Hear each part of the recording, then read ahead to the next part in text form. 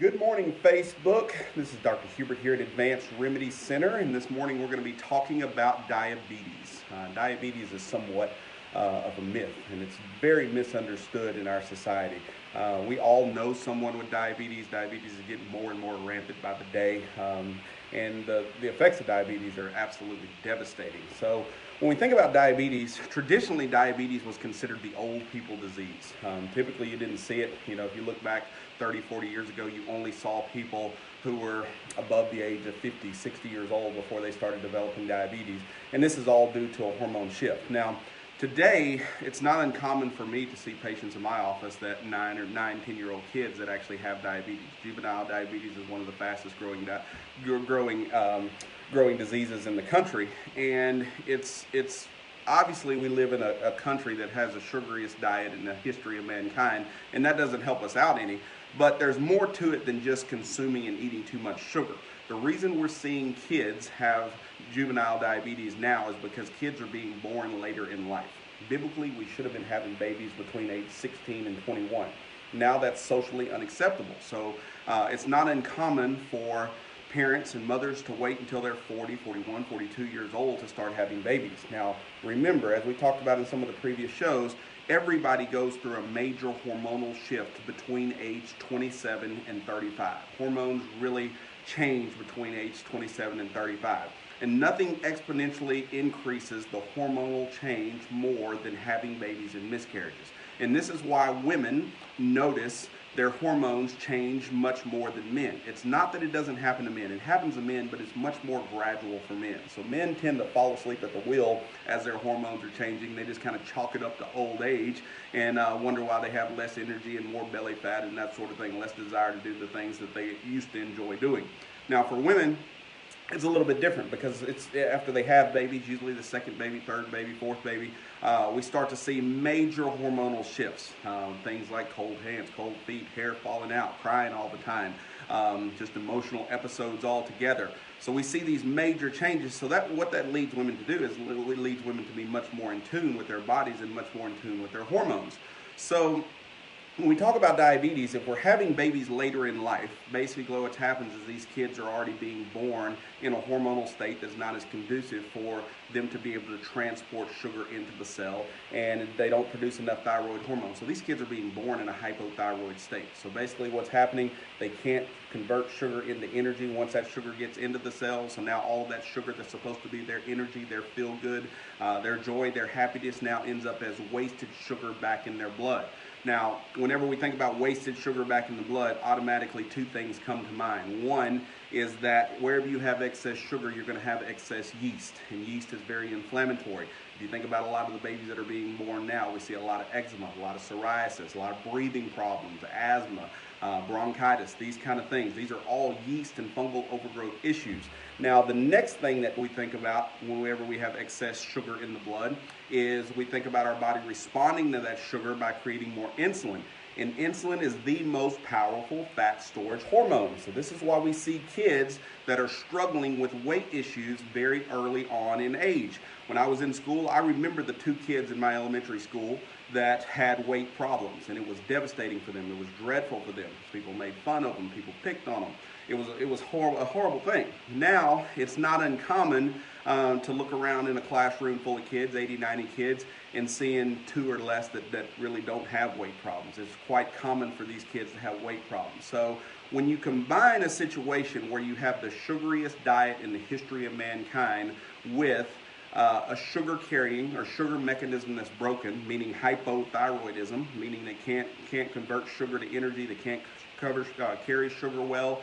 What this leads to is the perfect storm. So this leads to kids with diabetes, and now that's what we see as a country. Now it's kind of frustrating to watch what happens to people as they get diagnosed with diabetes. It doesn't matter if they get diagnosed when they're 26 or 66. At the end of the day, the treatment's the same. We watch people with diabetes, they start off typically with a little metformin, a little more metformin, a lot of metformin.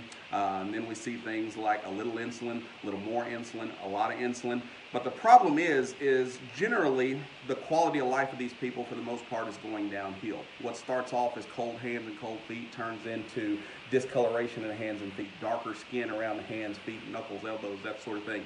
And then we start to notice things like degenerative changes, where we start to see damage to the nerves, where it's peripheral neuropathy, where we have numbness and tingling in the hands and feet. Then we have wounds that are slow to heal. So things like little bitty, it can be a mosquito bite around the ankles or a mosquito bite around the wrist, and it just will not heal, will not go away, very slow to heal.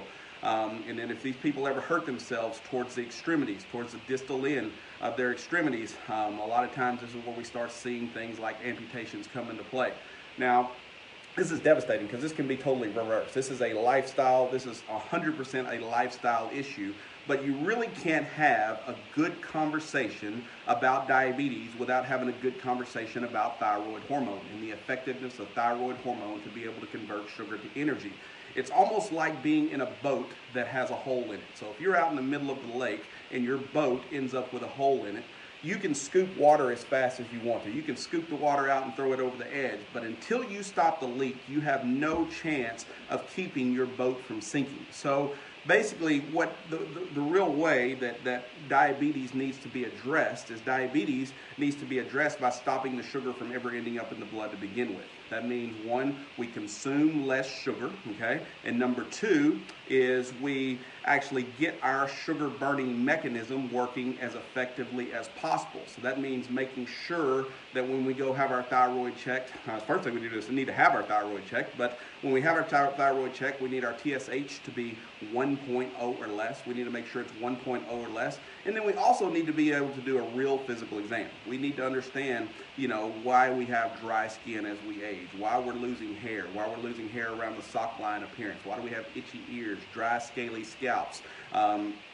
cravings for sugar. That's another big one. If you're starting to crave sugar the older you get, this is a double-edged sword, because the craving for sugar basically comes from the overgrowth of yeast. So as we age and as time goes on, we lose our ability to produce thyroid hormone. We end up basically growing yeast. We end up with a big giant yeast farm, big human petri dish for yeast.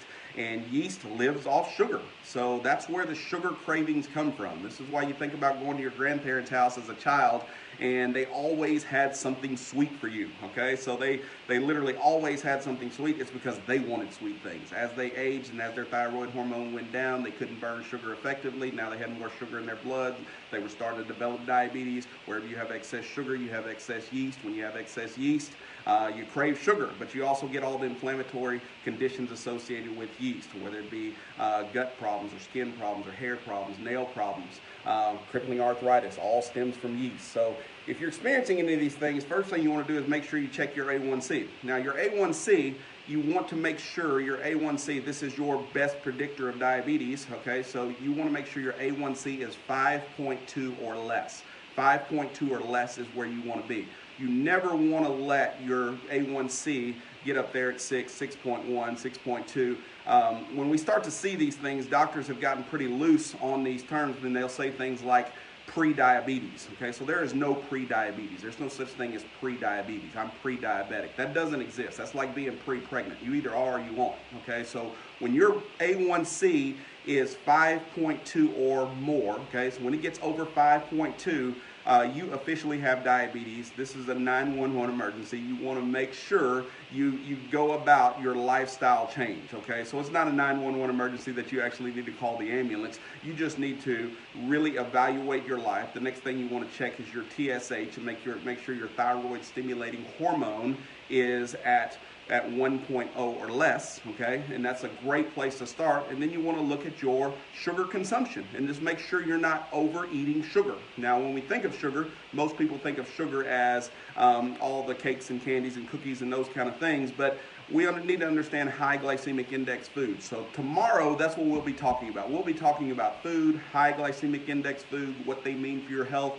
and how they play a role into diabetes. So I hope you guys have a wonderful day, and stay warm. It's getting cold. It's gotten cold here in the South. I don't know where all of my listeners are, but definitely in the South, we had a cold front come through, and it is brutally cold. So in Texas, we tend to clam up when it gets cold, but y'all stay warm and have a wonderful day.